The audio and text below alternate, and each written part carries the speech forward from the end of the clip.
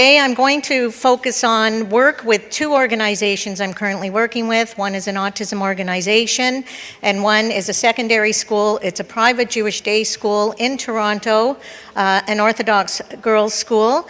And we're working with the frontline staff, but also the rabbis, the chief executive officers, but mostly with the teachers as well, to really try to figure out what does it mean to design instruction. How do you really approach the curriculum, not just when you're, and I'll talk about two young women, one on the autism spectrum and one living with Down syndrome, but the approach to take is in any program, in any classroom for 25 or 30 learners, you have a diverse student body.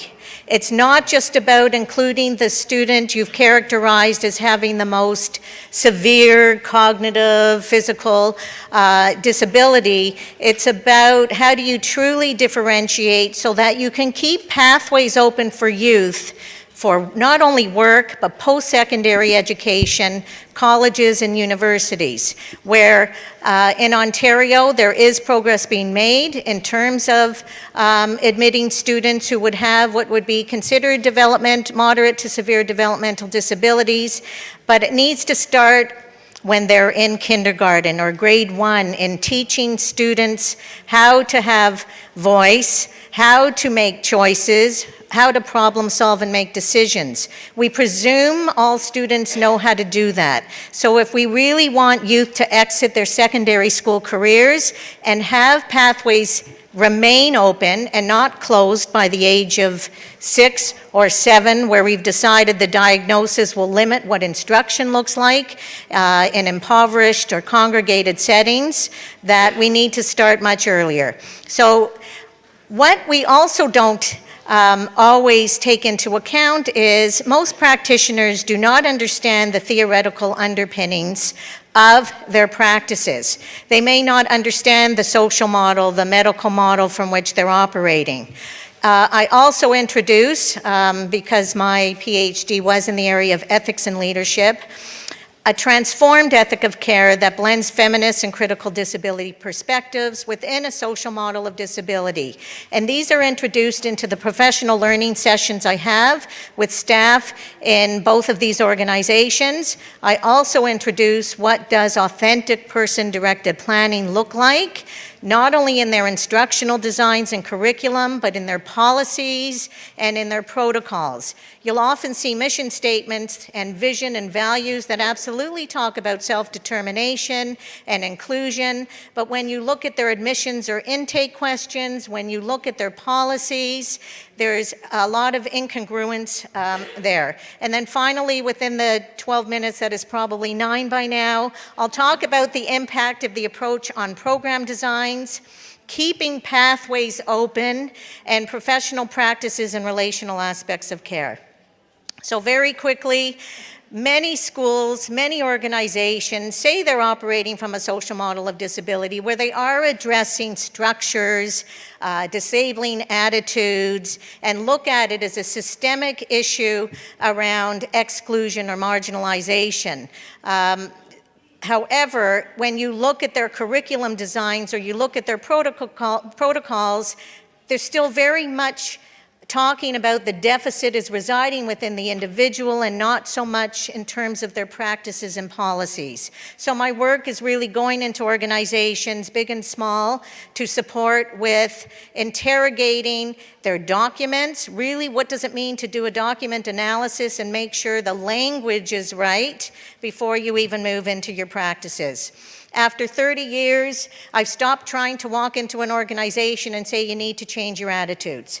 You need to introduce new practices where staff actually begin to feel competent before you'll see any real significant shift in attitude.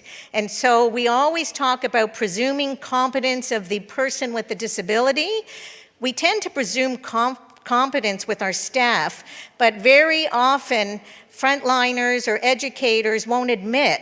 It's not just a fear of difference, it's a fear of once I interact with all these students, am I even a competent enough teacher to teach them all? So you have to give permission to the educators to say, I really don't know. So a lot of my work is those working sessions of working with the curriculum. So in any admissions process, this is an example of a question from a medical model, and this is still in many of the organization's intake processes, a question like this might be posed. Does your disability make it difficult to travel by bus? The disability residing solely within the individual, and a transformed question within a social model of disability, are there any transportation or financial problems that prevent you? So let's look at the systemic barriers that still exist that prevent you from accessing transportation to get to your job, to get to your college. So I do, a lot of my study is from the critical disability studies and feminist studies, and it's blended here in what I'm calling a transformed ethic of care.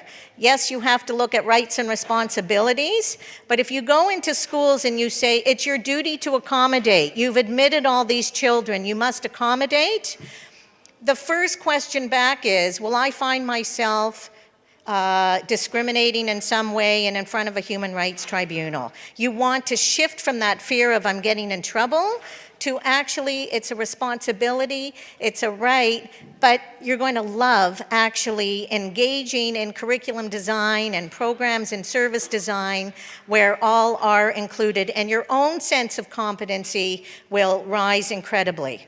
So it's really thinking about moral knowledge that everyone does certainly have a right, but that we're human beings, and we talk about preserving dignity, but it's a fundamental right. Nobody has the right to take it away. And if we really look at ourselves as needing each other and caring for each other throughout a lifespan in different ways, we move from what we're talking about when we talk about autonomy and independence to the whole notion of interdependence. We do rely on each other each and every day in our lives. And so quickly, person-directed planning, talk a little bit about that. By the time children are 21, or young people with disabilities, and they leave school in Ontario and most other provinces in Canada, we expect them to understand what it means to make choices and problem solve and make decisions. But much earlier, we need to teach this to all students. It has to be explicit teaching in your instructional designs, so they're much better prepared by the time they're exiting into the adult world. And so in the intake process, if organizations really want to begin practicing a person-directed planning approach, these are some of the questions of really getting to know the individual so that we move from deficit-driven designs to strengths-based designs in personalized programming. I'm going to highlight two quick cases. Anne, who is on the autism spectrum, visits her grandmother every week in a nursing home, and the grandmother complains the food is terrible and the service is terrible, so Anne has decided she's going to improve those types of services. With the staff in this organization, they research the role together so that there needs to be certain learning expectations that are built into what was called the culinary hospitality pathway in this organization so that she can achieve this big goal. In order to do that, she works together with the staff, and in the paper there's lots of templates and other examples. I have to go really quickly through this, of what are the learning expectations over time within this one-year program that she would need to achieve. Not that she couldn't stay longer, but it's great to have the exit strategy. What will she need to do? And so you'll see the I language so that she truly understands the learning goals in her individual support plan. In the second case, Rachel is living with Down syndrome, the first student in this Orthodox Jewish day school, secondary school. There have been other students admitted to the school, but it was still based on the charity, religious, compassion model of we will take care of everyone in our communities, but this was moving beyond. We said to the head of school, the rabbi, the general studies principal, no, this young woman wants to go to college. Let's start mapping out in grade 9, so she'll be moving into grade 10. What do her credits need to look like in order to keep the pathway of college open? So for grade 9, she has achieved all the credits she needs going into grade 10. This required working with, for the first year, the general studies teachers that came together with their curriculum. What we also introduced was a citizen education framework. What do we want from all our young people? To be good citizens, to be productive, to care for each other, to develop that notion of interdependence, to be part of a democracy. And so looking and using this as our placemat for our curriculum development really supported planning for all children in all classrooms. And this is just an example of 5 teachers that came together, 6 teachers, and said, okay, what we've seen threaded throughout the grade 10 curriculum as we plan for that is community. Community is threaded throughout. From my particular course content, I'm not thinking about modification or how much modification. I'm looking at all my students and saying, what are some of the essential questions that I need to be asking for them to achieve this credit and the learning I want them to learn? And so what are the big ideas, the enduring understandings I want for all students in the secondary school? Not just for this young woman with Down syndrome, but for all. And so I introduced what's called a concept-based emphasis, and let's look at the concepts threaded throughout your subjects. What are the overall expectations in your courses? What are the enduring understandings through big ideas? And this will enable all students to achieve credit without watering it down, without compromising the integrity of it. And so I have 2 minutes by my watch. What are some of the transformations? Well, it's in the program design. They don't look at this, now that they've engaged in it for a year, as extra workload, as if you put these students in my classroom, this is going to be so much additional work. I actually see how this is benefiting the 5 children with learning disabilities, or whatever they were thinking about in terms of how do I accommodate all learners. It's left pathways open. We tend to narrow by grade 3 in Ontario. If we start placing in what's called developmental disabilities classes or multiple disabilities classes, we tend to say by that diagnosis, they'll volunteer maybe, or they'll participate, or they'll be in day programs, but we don't reach high enough and we narrow the pathways too soon. They see how you can keep the pathways open. The collaborative planning, that learning exchange in both organizations has been monumental. They absolutely love it and want more of it. It costs very little to release teachers for short periods of time to collaborate. And the relational aspects of care. Professionals, especially when they've been working as teachers with young students with developmental disabilities, have always, and hadn't thought about it, made the decisions for them, the placement decisions, what programs should look like. Starting much earlier, grade 1 for me, if they call me in early enough, or kindergarten, start asking the student what they like best in school. What do they love? What do they think they're good at?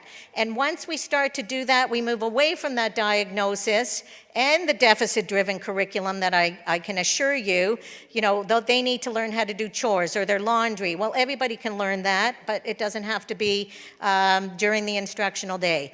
So it's it's beyond the human rights to achieving an ethical awareness. This is my favorite quote. People know what they do. They'll tell you what their job is. They frequently know why they do what they do. I'm here to educate children and help them.